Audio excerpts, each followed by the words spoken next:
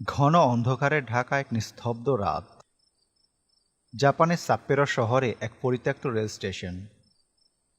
বাতাস থমথমে, চারপাশ শুনশান। হঠাৎ দূর থেকে ভেসে আসে একটা অদ্ভুত শব্দ। শব্দটা যেন ধীরে ধীরে এগিয়ে আসছে। ট্রেনের রেল লাইনে দাঁড়িয়ে থাকা কলেজ ছাত্র তাকেশি ভয়ে পেছনে তাকায়, কিন্তু চারপাশে কিছুই নেই। সে মনে মনে ভাবে, নিশ্চয়ই বাতাসের শব্দ। ঠিক তখনই শব্দটি আবার শোনা যায়। তাকেশি সেদিকে ফিরে তাকায়। তার চোখ বিস্ফারিত হয়ে যায়। রেল লাইনের ওপারে একটা ছায়া মূর্তি, কিন্তু সেই ছায়া মূর্তিটি স্বাভাবিক নয়। তার শরীরের নিচের অংশ নেই, শুধু উপরের অংশটা রয়েছে। হাত দুটোর উপরে ভর করে সে দাঁড়িয়ে রয়েছে। হঠাৎ সে তীব্র গতিতে ছুটে আসতে লাগলো। তাকে সে আতঙ্কে চিৎকার করার সুযোগও পেল না। মুহূর্তের মধ্যেই সে দেখল মেয়েটির মুখ ভয়ঙ্কর, গাঢ় লাল চোখ, ক্ষত বিক্ষত শরীর এবং হাতে একটি ধারালো কাস্তে। তাকে সে আর পালানোর সুযোগ পেল না। কাছে এসে সেই ছায়া মূর্তিটি তার শরীরে সেই কাস্তেটা দিয়ে একটা কোপ মারল। আস্তে আস্তে সে মারা গেল।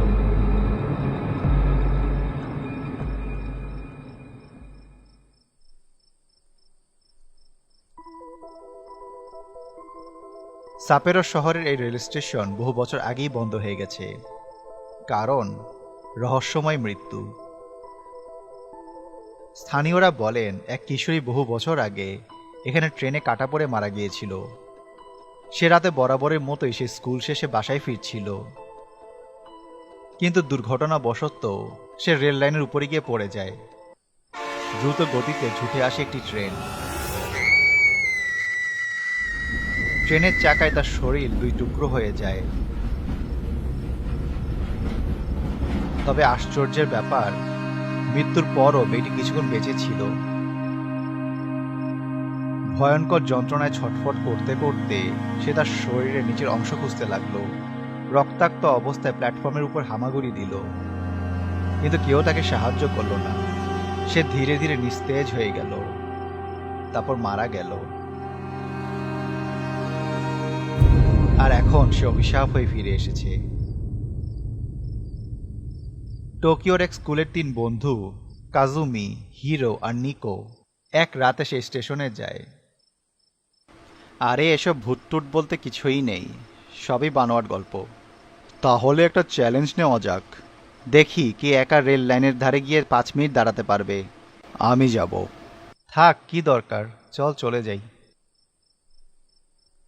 কিন্তু নিকো কোনো কথা শোনে না। সে এগিয়ে যায় রেল লাইনের দিকে।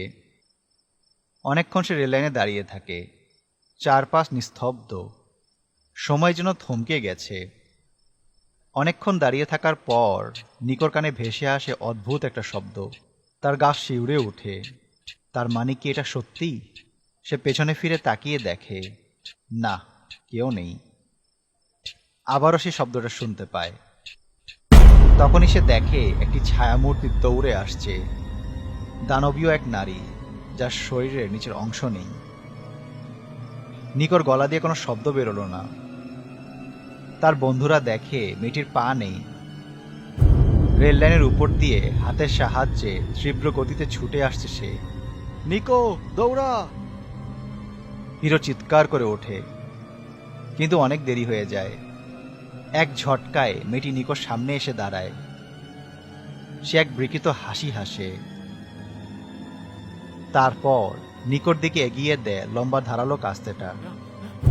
নিকোর দেহ খণ্ড বিখণ্ড হয়ে যায়। বাকিরা পালিয়ে যায়। শুধু শোনা যায় নিকোর তীব্র আর্তনাদ। সাপেরোর এই স্টেশনে রাতে যারা যায় তারা আর ফিরে আসে না। লোকমুখে প্রচলিত আছে, যদি রাত রেল লাইনের ধারে কেউ একা থাকে, তবে সে শুনতে পাবে এই শব্দটি। আর যদি আপনি এই শব্দটা শুনতে পান, তাহলে সাবধান হয়ে যান, কারণ পরের শিকার আপনি।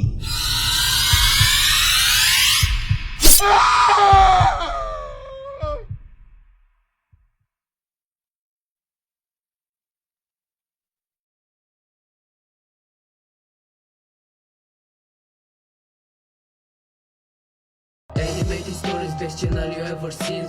Animated stories, you are in a horror dream. Animated stories, you just take the bloody cream. Go and get the popcorn and you're ready for the horror team. Animated stories, best channel you ever seen.